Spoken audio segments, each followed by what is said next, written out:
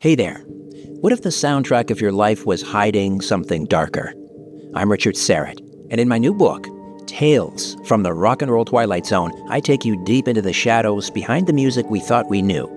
Now, this isn't nostalgia, it's an investigation, and inside these pages, I explore the enduring mystery of the Beatles.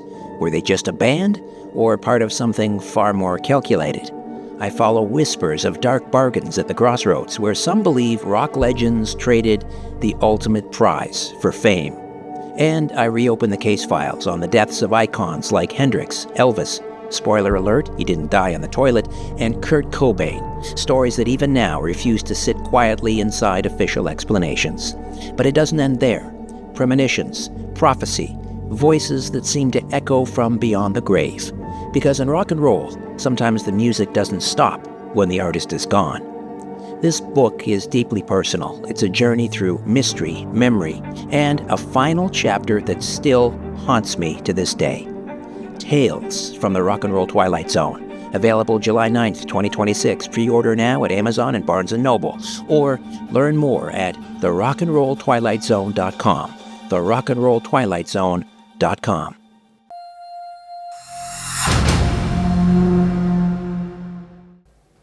Hey there, welcome to Strange Planet. There are moments in history when civilization changes so suddenly, so completely, that the people living through it barely understand what's happening until long afterward. The invention of the printing press, the splitting of the atom, the arrival of television, the internet, artificial intelligence. Entire realities collapse quietly at first, and then all at once. Tonight, I want you to imagine something with me. Not because I'm telling you it's real, not because I'm asking you to believe it, but because somewhere buried deep beneath this increasingly synthetic age we now inhabit, there exists a question so unsettling that once you truly confront it, it becomes very difficult to shake from your mind. Imagine a cold winter night in New York City.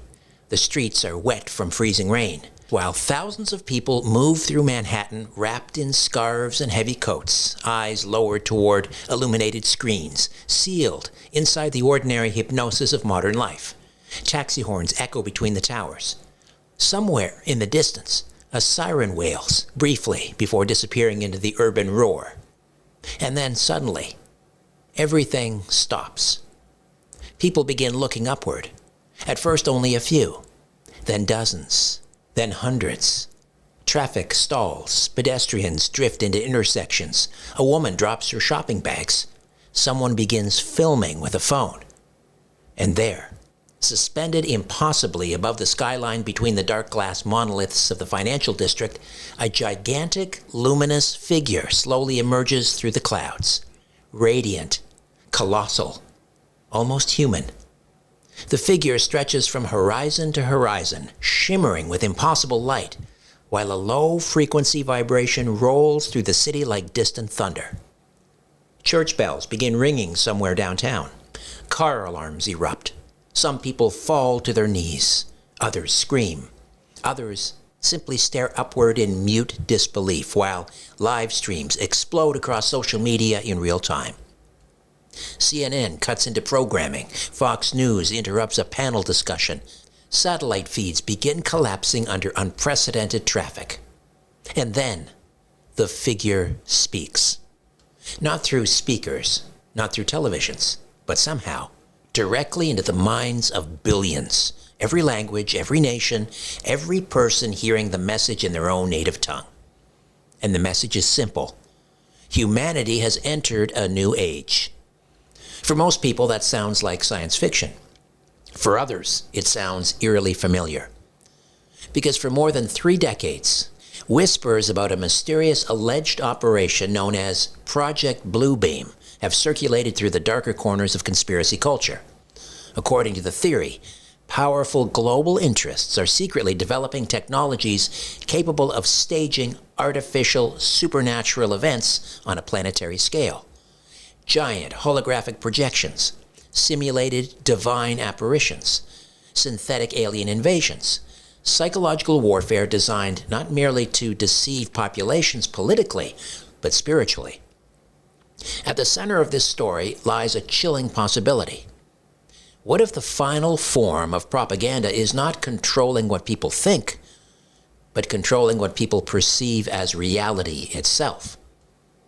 Tonight, on Strange Planet, we descend into the labyrinth of Project Bluebeam, the origins of the theory, the man who created it, the strange technological anxieties that gave it life, the rise of artificial reality, the psychological warfare programs of the Cold War, the merging of religion, media, fear, and mass manipulation, and perhaps most unsettling of all, the growing realization that humanity may be entering an age where seeing is no longer believing. Tonight, we look up at the sky and ask a terrifying question. What if someday the sky itself could lie? To understand Project Bluebeam, we first need to understand the atmosphere in which it was born, because conspiracy theories don't emerge from nowhere. They emerge from fear, uncertainty, technological change, institutional distrust, and moments in history when civilization itself feels unstable. And the late 20th century was precisely such a moment. The Cold War had ended, but instead of peace, many people felt disoriented. The old geopolitical map was dissolving. Globalization was accelerating. Satellite television had begun collapsing distances between nations. Computers were entering ordinary homes. The internet flickered dimly on the horizon like the first strange lights of an approaching storm. There was a growing sense, difficult to define yet impossible to ignore, that humanity was crossing some invisible threshold into a new kind of civilization. One increasingly centralized, increasingly technological, increasingly detached from traditional structures of religion, nationhood, family, and local identity. Against this backdrop emerged a Canadian journalist and conspiracy researcher named Syrett. Monast was not a household name. He was not a celebrity broadcaster or best-selling author. He operated largely at the margins, publishing material that blended religious prophecy, political suspicion, technological speculation, and apocalyptic warning. Yet within conspiracy culture, his influence would become immense, because Monast claimed to have uncovered something extraordinary.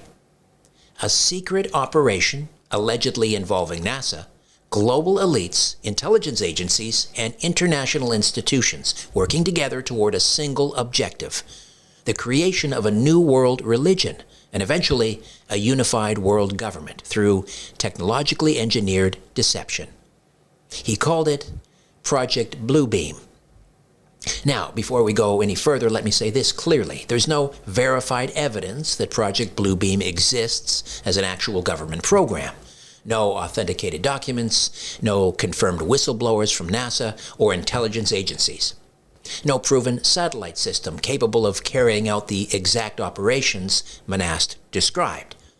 Most historians, scientists, and researchers dismiss the theory entirely.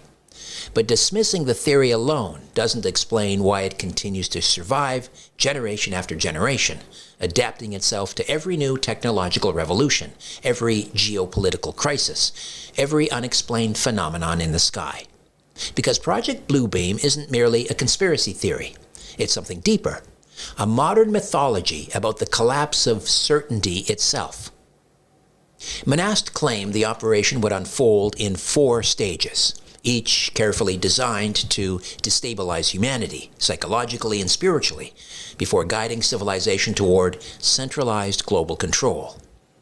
The first stage involved what Monast described as engineered revelations. According to him, carefully orchestrated earthquakes and archaeological discoveries would uncover hidden texts, ancient artifacts, and lost historical evidence, supposedly capable of undermining the foundations of the world's major religions. Picture the psychological impact for a moment. A hidden chamber discovered beneath Jerusalem, ancient scrolls unearthed beneath the sands of Egypt, a newly translated manuscript appearing to rewrite biblical history. News organizations erupting with round-the-clock coverage while scholars argue violently across television screens about the collapse of established doctrine. Monast believes such discoveries would not merely challenge religious beliefs, but fracture humanity's confidence in inherited truth itself. In his view, destabilization was essential. Before a new belief system could emerge, the old system had to be weakened first. And honestly, whether one believes Monast or not, there is something eerily familiar about this process in the modern age. We already live inside a civilization where historical narratives are constantly revised, contested, dismantled, and reconstructed in real time. Ancient texts are reinterpreted endlessly online. Artificial intelligence can now fabricate convincing historical documents. Viral misinformation spreads globally within minutes. Academic certainty itself increasingly feels unstable.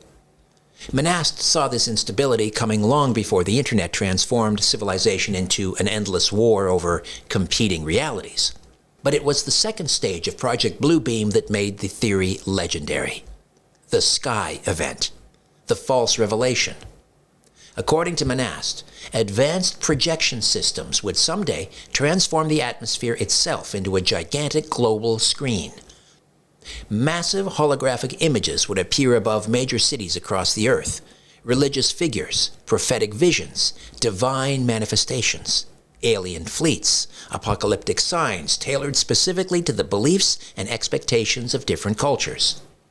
Christians would allegedly witness Christ. Muslims might witness the Mahdi. Hindus could see manifestations drawn from Hindu cosmology.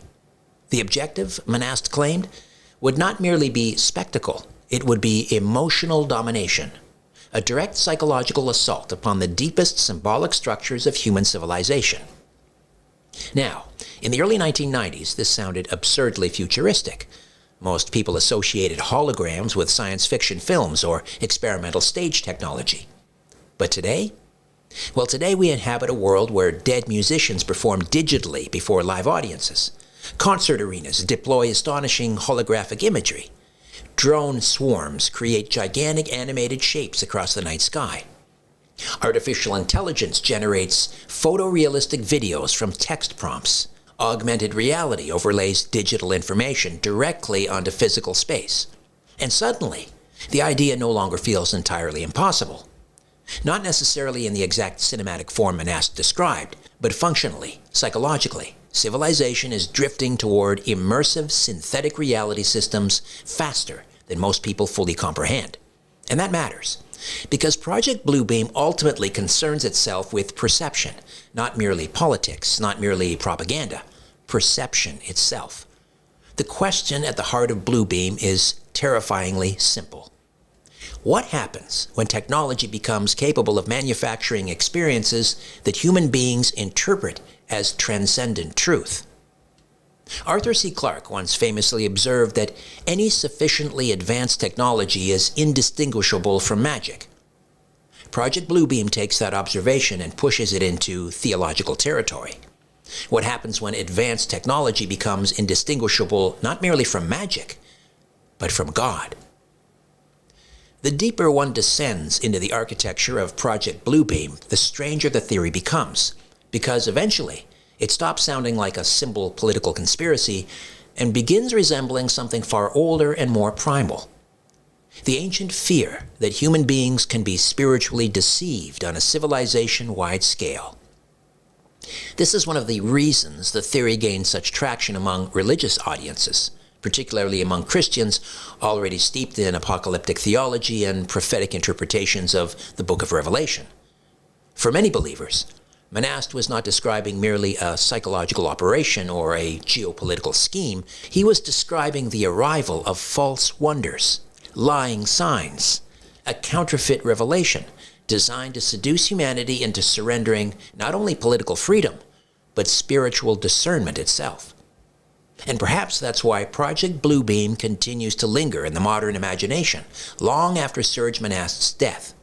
Because beneath the satellites and holograms and extraterrestrials lies a very old fear indeed. The fear that evil doesn't always arrive wearing a monstrous face. Sometimes it arrives clothed in light. Sometimes it arrives speaking the language people most desperately want to hear. And in Monast's theory, the greatest deception in human history wouldn't come through violence alone, but through engineered transcendence. The third phase of Project Bluebeam was where Monast's ideas crossed fully into the territory of psychological and neurological manipulation. According to his claims, advanced electromagnetic technologies would eventually allow artificial thoughts, emotions, and even synthetic spiritual experiences to be transmitted directly into the human nervous system through low-frequency waves. In other words, humanity would no longer merely see the deception, they would feel it, hear it, experience it internally.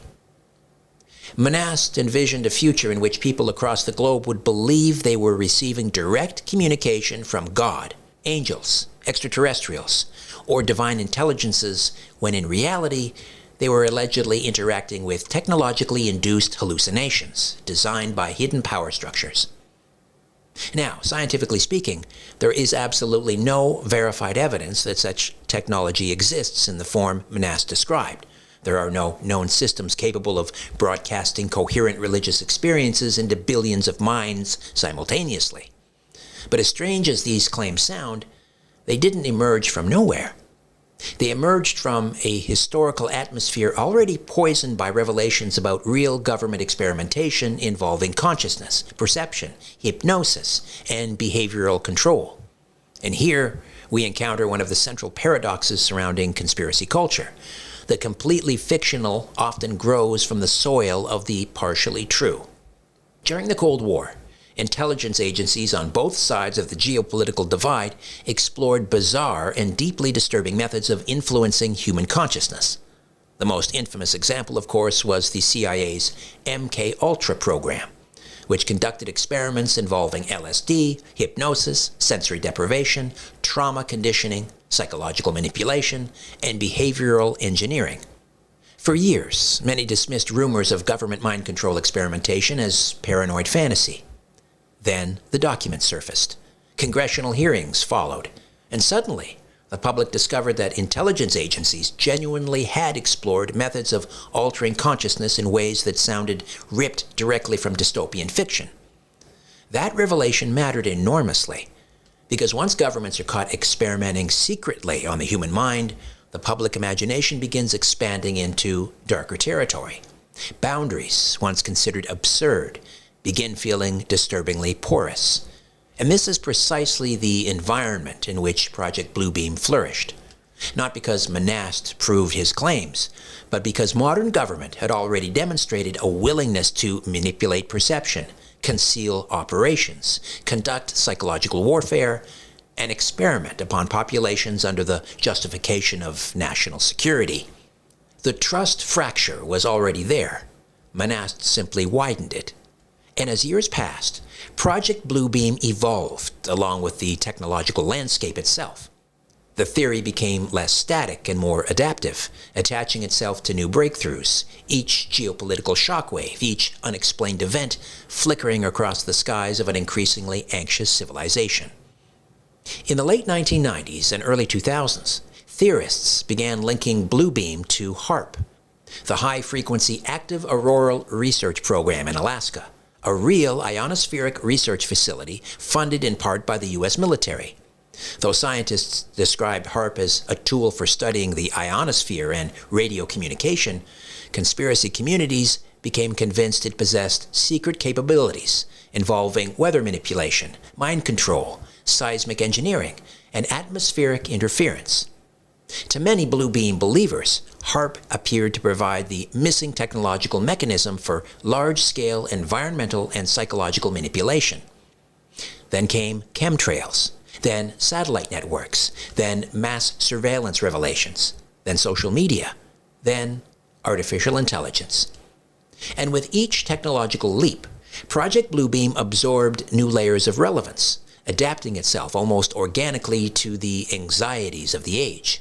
Because that's what enduring conspiracy theories do. They mutate. They survive. They absorb cultural fear, the way storms absorb warm ocean water. And perhaps nowhere was this more evident than in the theory's eventual fusion with modern UFO disclosure. For decades, UFOs occupied the margins of respectable public discourse. Pilots, military personnel, and eyewitnesses reported strange objects in the skies. But mainstream institutions generally dismissed the subject with ridicule or silence. Then something remarkable happened. The silence cracked. The United States military released infrared footage showing unidentified aerial phenomena tracked by Navy pilots. Congressional hearings began discussing non-human intelligence openly. Intelligence officials acknowledged the existence of objects displaying unusual flight characteristics beyond conventional explanation. Suddenly, the UFO question migrated from late-night radio and fringe documentaries directly into the center of public conversation. And for blue beam theorists, this shift looked deeply suspicious. Some became convinced humanity was being psychologically conditioned for a staged extraterrestrial event. Others argued that genuine unexplained phenomena were being deliberately weaponized by intelligence agencies in preparation for some future crisis scenario. Still, others believed the entire UFO disclosure movement itself represented the opening act of Project Bluebeam. Again, there's no evidence supporting these conclusions. They feed not upon proof, but upon ambiguity. And ambiguity is the defining atmosphere of the 21st century, because we now inhabit a civilization where reality itself increasingly feels unstable. Artificial intelligence can fabricate human voices with terrifying accuracy. Deepfake technology can generate convincing videos of public figures saying things they never actually said. Entire synthetic identities can be manufactured online. Algorithms shape public emotion invisibly, feeding outrage, fear, division, and addiction with unprecedented precision. The old relationship between human beings and evidence is collapsing in real time. For centuries, photographs represented proof. Then video became proof. Then audio recordings became proof. Not anymore. Today, all of those categories can be artificially generated. And once civilization fully internalizes that fact, something profound begins happening psychologically. A subtle but devastating erosion of epistemological confidence. Human beings begin losing faith, not merely in institutions, but in perception itself. That erosion lies at the true heart of Project Bluebeam. Not fake aliens, not giant holograms, not even NASA, but the growing fear that modern technology may eventually make objective reality functionally impossible to verify. And honestly, when viewed through that lens, Bluebeam begins feeling less like science fiction and more like a dark philosophical prophecy about the future of human civilization. Because perhaps the real Project Bluebeam isn't a secret operation hidden in classified vaults somewhere beneath the desert. Perhaps it's the civilization we're already building.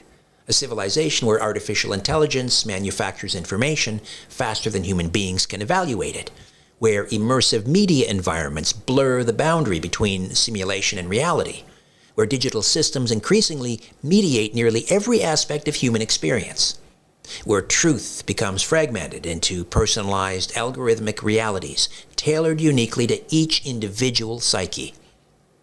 In such a world, mass manipulation no longer requires gigantic holograms floating above cities.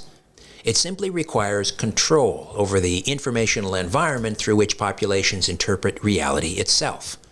And maybe that's why this theory refuses to die, because even skeptics can feel it.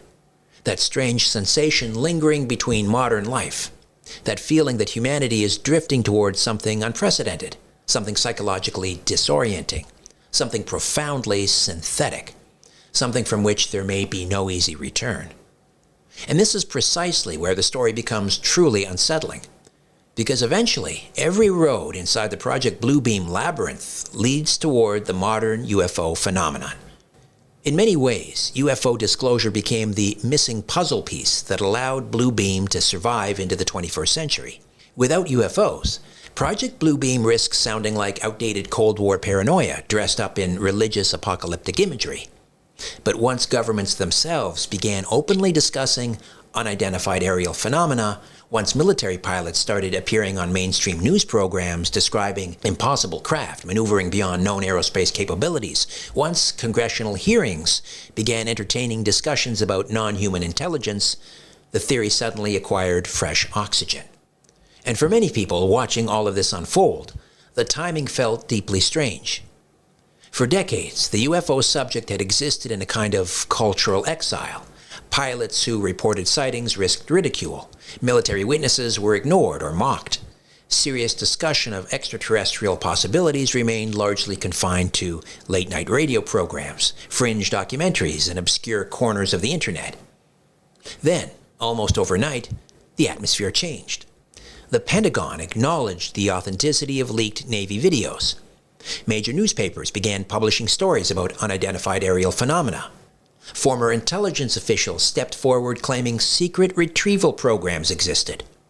Congress demanded answers. Presidents were questioned publicly about UFOs. Suddenly, the very institutions that had spent generations minimizing the phenomenon now appeared to be legitimizing it. And for Project Bluebeam theorists, alarm bells immediately began ringing. Because according to the Bluebeam framework, humanity must first be psychologically prepared before any large-scale engineered revelation can occur. You can't simply unveil a civilization-shattering event overnight. Populations must be conditioned gradually. Fear must be normalized incrementally. The conceptual architecture has to be built slowly inside the collective imagination before the final spectacle arrives.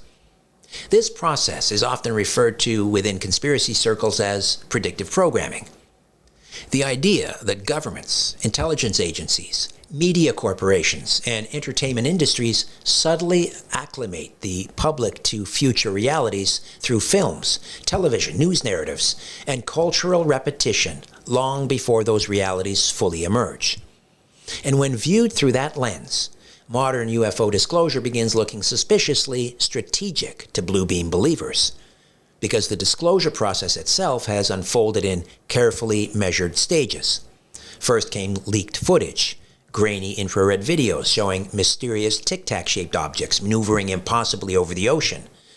Then came former Navy pilots like David Fravor, publicly describing encounters with objects exhibiting acceleration and maneuverability beyond known aerospace technology. Then came intelligence officials, then task forces, then congressional hearings, then carefully controlled media coverage, treating the subject with increasing seriousness, while still withholding definitive conclusions. From the perspective of Bluebeam theorists, this looks less like spontaneous transparency and more like staged acclimatization. A slow normalization campaign. The public's not being shocked. It's being conditioned. Again, let me stress clearly that there is no evidence that the UFO disclosure movement is part of Project Bluebeam. Many of the individuals involved in disclosure efforts appear entirely sincere, including military personnel, genuinely trying to understand unexplained aerial encounters. But within the Bluebeam worldview, sincerity itself becomes part of the mechanism. Most participants wouldn't necessarily know they were participating in a larger operation. In fact, compartmentalization is central to conspiracy thinking. The lower levels remain unaware of the larger agenda. And this is where the theory begins intersecting with something much older and psychologically deeper than politics: fear of revelation. Because throughout human history, civilizations have interpreted strange phenomena in the sky as signs from beyond. Ancient comets triggered panic. Eclipses were treated as divine warnings. Celestial anomalies became omens of judgment, transformation, or catastrophe. The heavens have always carried spiritual authority over the human imagination. Project Bluebeam simply modernizes that ancient vulnerability.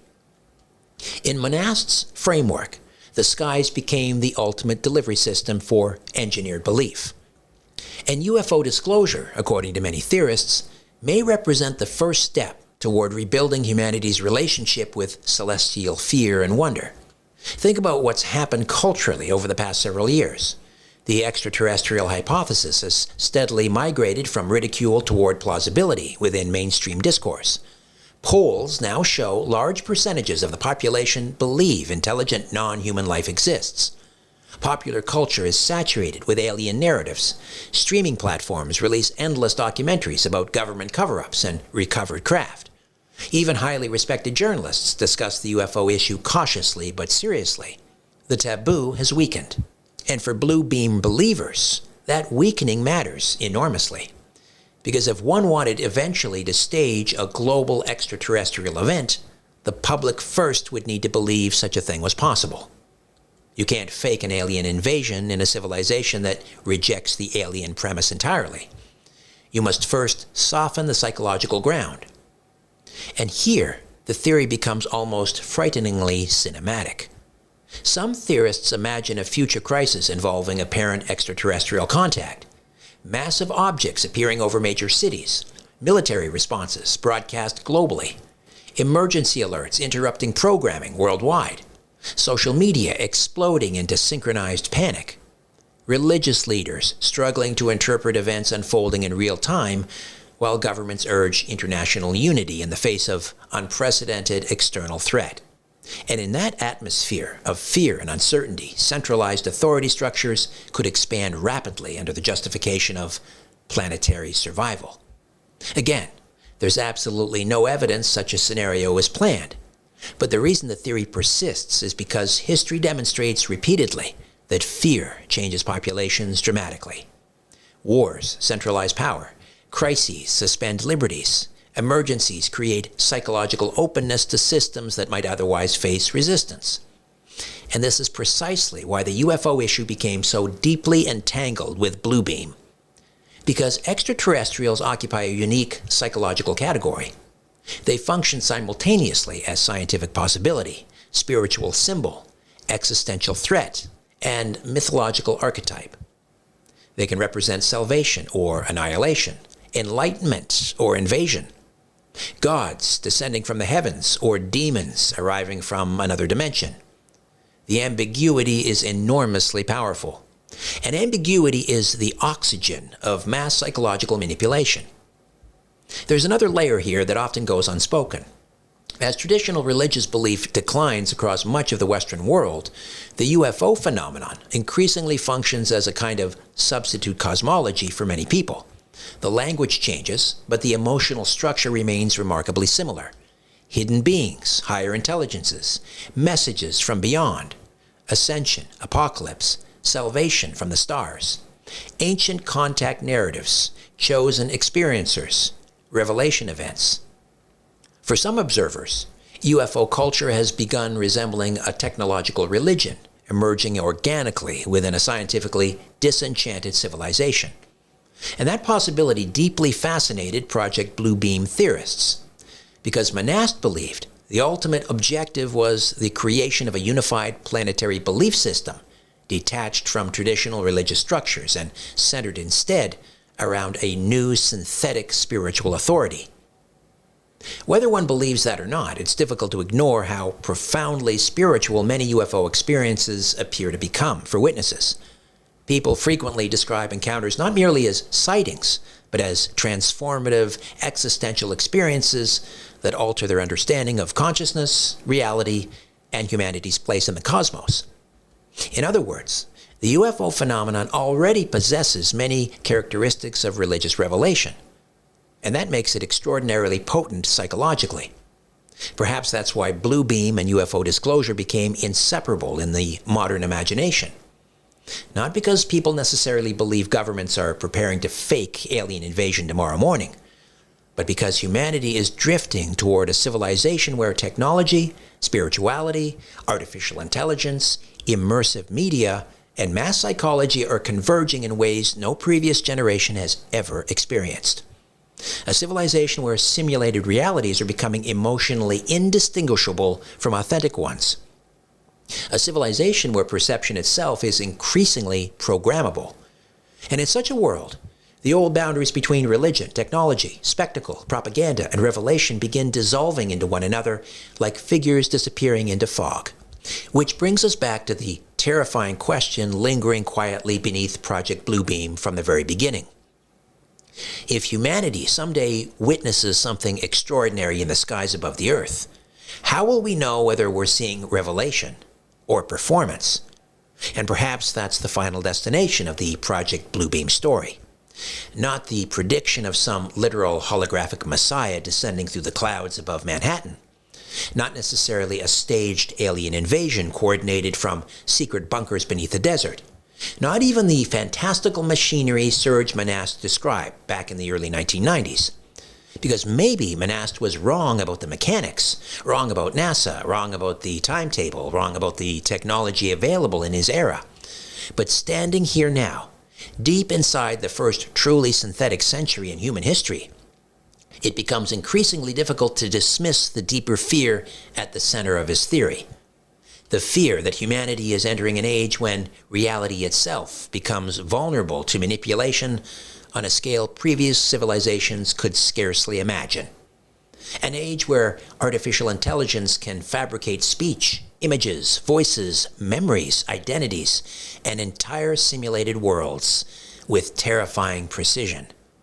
An age where algorithms shape emotional perception invisibly from behind glowing screens. An age where governments, corporations, intelligence agencies, media systems, and technological platforms all compete to influence not merely what populations think, but what populations experience as truth. Because once perception becomes programmable, civilization itself changes. The old anchors begin slipping away. Photographs no longer prove anything. Video no longer proves anything. Audio no longer proves anything. Soon, perhaps even memory itself becomes negotiable. And in such a world, the real horror of Project Bluebeam is not that the sky might someday fill with giant holographic gods or extraterrestrial fleets. The real horror is that humanity may gradually lose the ability to distinguish authentic transcendence from manufactured spectacle, the sacred from the synthetic, revelation from simulation. And perhaps, if we're being honest with ourselves tonight, we can already feel the first tremors of that transformation moving quietly beneath our civilization. Because modern life increasingly resembles a hall of mirrors. Artificial realities layered upon artificial realities. Curated identities, synthetic outrage, algorithmic tribalism, digitally engineered emotion, infinite streams of information flooding human consciousness faster than any nervous system evolved to process them. People no longer know what to trust. Institutions fracture, consensus collapses, reality splinters into competing narratives. And into that confusion rushes fear, suspicion, conspiracy. The ancient human instinct to search desperately for hidden architects behind the chaos. That instinct gave birth to Project Bluebeam, but it also reveals something profoundly important about our moment in history. Conspiracy theories are rarely just about the surface claims. They're emotional maps of civilizational anxiety. And Bluebeam may be the ultimate conspiracy theory for the digital age, because it reflects the deepest terror of all. That technology is advancing faster than human wisdom, faster than ethics, faster than our ability to psychologically defend ourselves against manipulation.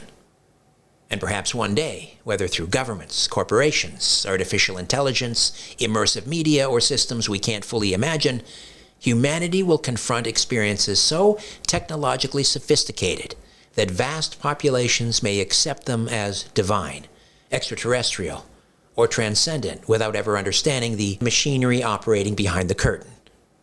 Maybe that future never arrives. Perhaps Project Bluebeam remains exactly what many critics insist it is, a sprawling modern myth born from paranoia, religious anxiety, and technological misunderstanding. But even myths matter, because myths reveal what civilizations fear most. And what our civilization increasingly fears is illusion itself.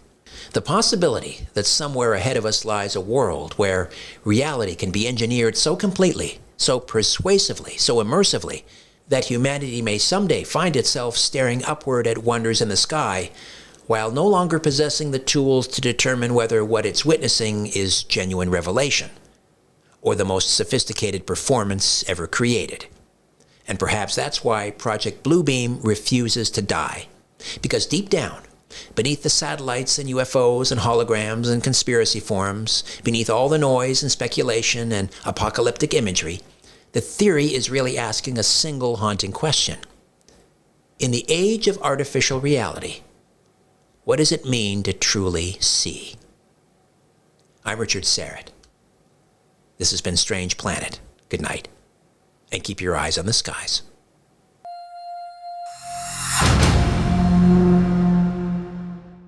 Hey, if you enjoy Strange Planet, the podcast or the YouTube channel, you're going to love Inner Sanctum. That's the official monthly newsletter of this podcast. And this is where I go deeper. More analysis, more connections, more of the stories that don't always make it to the podcast. It's thoughtful, provocative, and delivered straight to your inbox. Inner Sanctum. Best of all, it's absolutely free. Just head to strangeplanet.ca, strangeplanet.ca, and sign up for Inner Sanctum today.